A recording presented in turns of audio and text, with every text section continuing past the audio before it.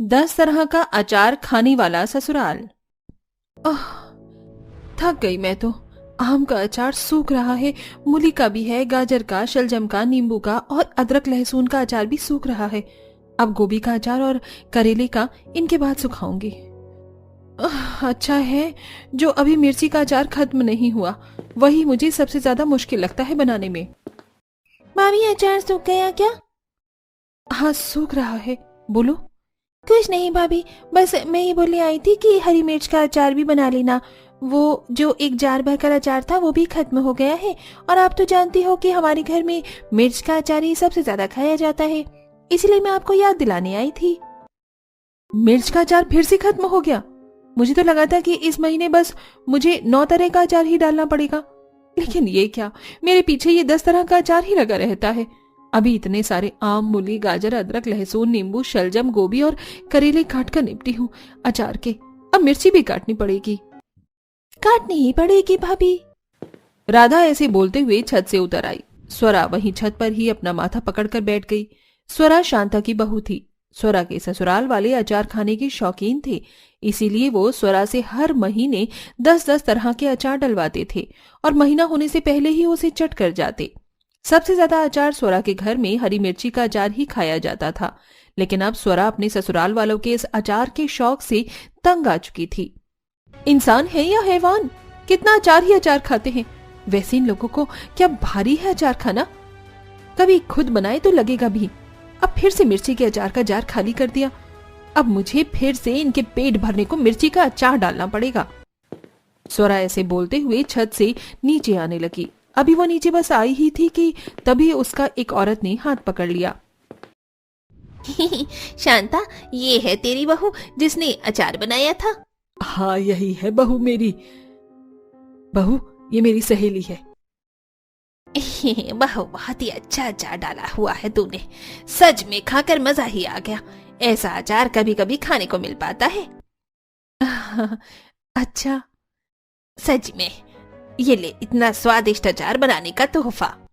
अरे पर रख ले बहू, मैं भी तो तेरी सासू माँ के समान ही हूँ। अच्छा चलती हूँ मैं अब। शांता ठीक है? शांता की सहेली ऐसे बोलती हुई चली गई। शांता की सहेली की बात सुनकर स्वरा का मूड सही हो गया। मेरा अचार इन्हें इतना ज्यादा पसंद आया। वैसे मैं बेवजह ही गुस्सा कर रही थी। घर में बहुएं अचार वगैरह तो बनाती ही हैं, और जब मेरे घर वालों को अचार खाना पसंद है तो फिर मुझे उसे बनाने में कोई परेशानी नहीं होनी चाहिए। स्वरा ऐसे ही सोचती हुई रसोई में चली गई और फिर वो मिर्च का अचार बनाने की तैयारी करने लगी।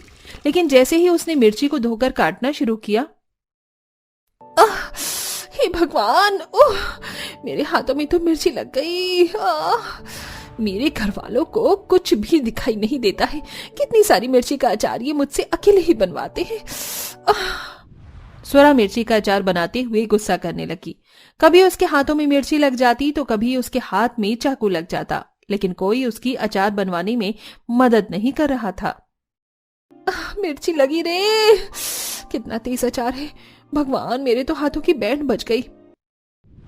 बेचारी स्वरा ने किसी तरह अचार डाला। इसे बनाते वक्त उसका मूड पूरी तरह से खराब हो चुका था और साथ ही उसे बहुत ही गुस्सा भी आ रहा था, लेकिन वो बस उस सब को पी गई और 9 अचार होने के बावजूद उसे 10वां मिर्ची का अचार बनाना पड़ा। अचार बनाने के बाद स्वरा अभी अचार के डब्बों को धूप लगाती थी।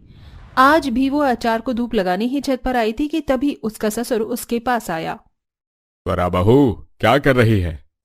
कुछ नहीं बाबा, बस अचार के डब्बों को धूप लगाने आई थी। अच्छा बहू, जरा नीचे सभी तरह का थोड़ा थोड़ा अचार निकाल कर लिया। मेरे दोस्त आए हैं तो उनका मन है तेरे हाथों का अचार खाने का, और वैसे भी अपने घर में 10 तरह का अचार बना है, और तो वो सब परोस देना। आनंद स्वरा से ऐसे बोलकर चला गया। उसके जाने के बाद स्वरा ने भी अचार निकाल दिया और वो 10 तरह का अचार प्यालियों में करके नीचे ले गई। लो आ गई मेरी बहू अचार लेकर। बहू यहीं रख दे। जी बाबा।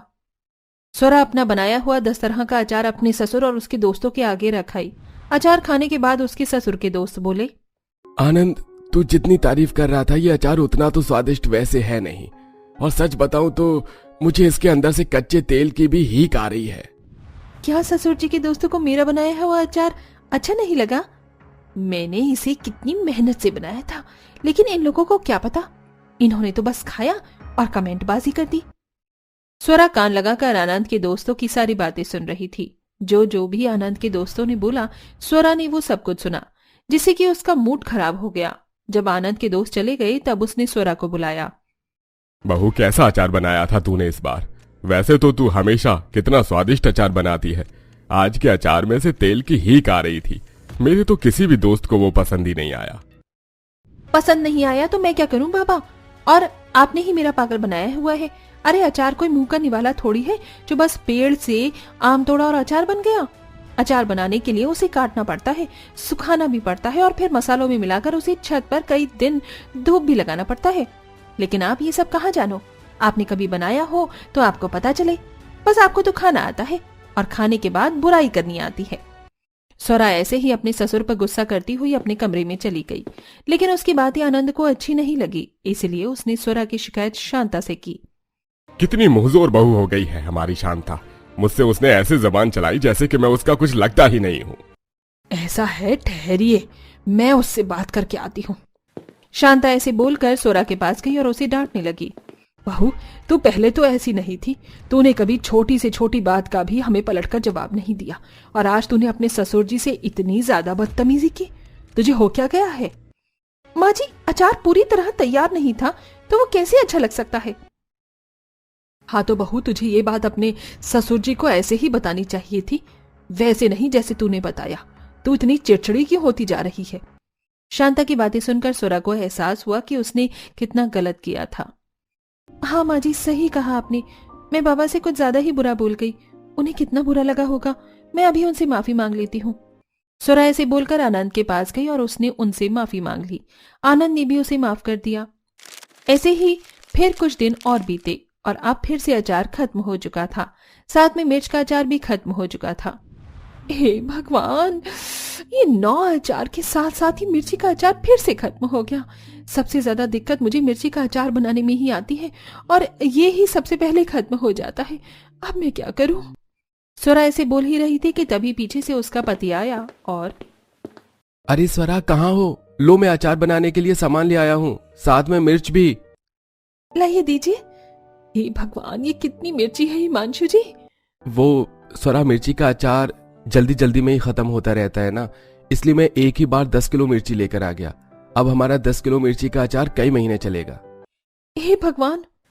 स्वरा ने हिमांशु से मिर्ची ली और वो उन्हें काटने को बैठ गई, लेकिन इतनी मिर्ची अकेले काटना आसान नहीं था, जिसकी वजह से स्वरा फिर से चिड़चिड़ी हो गई। और ये लोग मुझे समझते क्या है?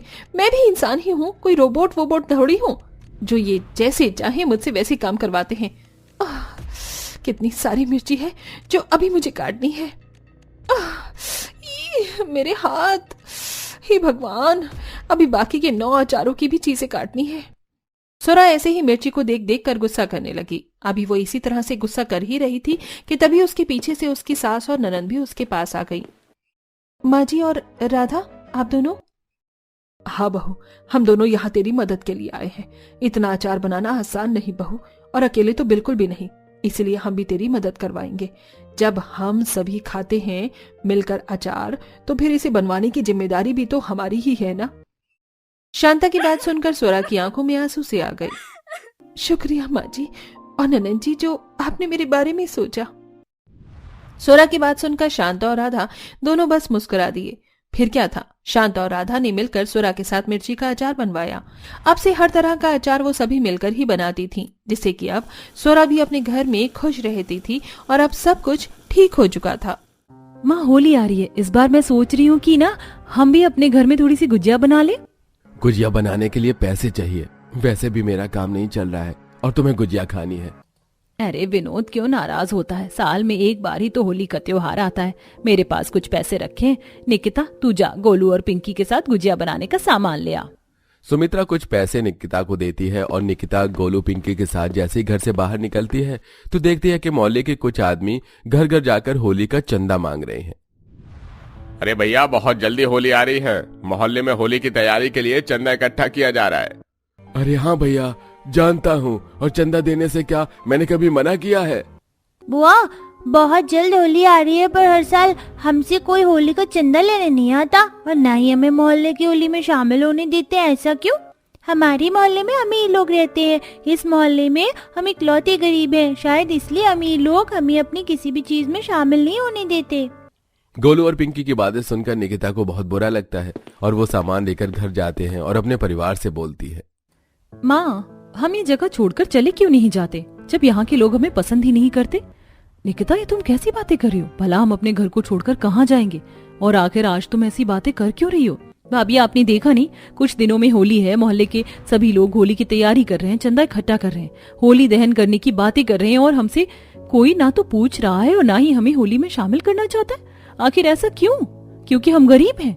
कोई उन्हें जाकर बताओ, उनके यहाँ आने से पहले हम यहाँ रह रहे हैं, हमारे दादा परदादा की जमीन है, ये मोहल्ला तो अब बसा है और इन अमीर लोगों ने आकर इस मोहल्ले को अपना नाम दे दिया। अगर हमें पता होता कि इस मोहल्ले में अमीर लोग आकर बसेंगे ना, तो हम यहाँ कभी ना आते। पर हमारी मजबूरी देखिए ना आप भाभी की, हम यहाँ से कहीं जा भी नहीं सकते। घर वालों के पास निकिता के किसी भी सवाल का जवाब नहीं था। अब इसी तरह 2 दिन बीत जाते हैं और एक दिन सुमित्रा देखती है कि मोहल्ले के सभी लोग बाहर कुर्सी लगाकर होली की तैयारी की प्लानिंग कर रहे हैं। इस बार चंदा अच्छा इकट्ठा हुआ है। मैं तो कहता हूँ कि पूरे मोहल्ले को सजाया जाए और हर घर के बाहर सजावट होगी, बढ़िया सा टेंट लगेगा और इस बार सबके लिए पिचकारी, रंग, खाने का सामान, गुजिया, लड्डू और तो और भांग भी रखी जाए। हाँ, बिल्कुल सही कह रहे हैं मेरे पति। मैं तो अपने पति की बात से सहमत हूँ।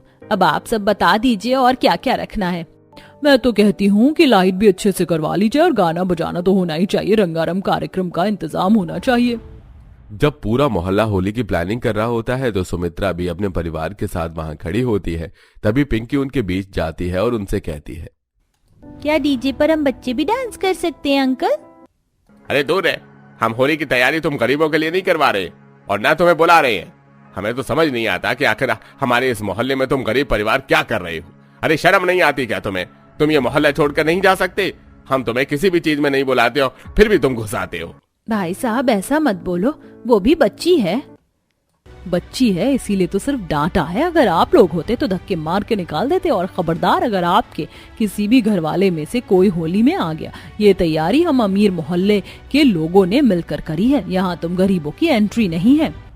हाँ, तो हमें भी कोई शौक नहीं है, नहीं आएंगे हम आप लोगों की होली सेलिब्रेशन में। हम अपने घर में ही होली मना सकते हैं हर साल की तरह। चल पिंकी। अरे खाने को घर में पैसे नहीं है और अगर देखो जरा इनकी। निकिता पिंकी और गोलू के साथ घर में आ जाती है और आपस में पूरा परिवार बात करता है। माँ, माफ करना, अगर मैं भी अच्छे पैसे कमाता और अमीर होता तो ये अमीर मोहल्ले वाले हमें इस होली में इनवाइट करते। रहने दो, ऐसे लोगों के साथ होली मनाने से अच्छा है कि हम घर में ही होली मनाएं हर साल की तरह।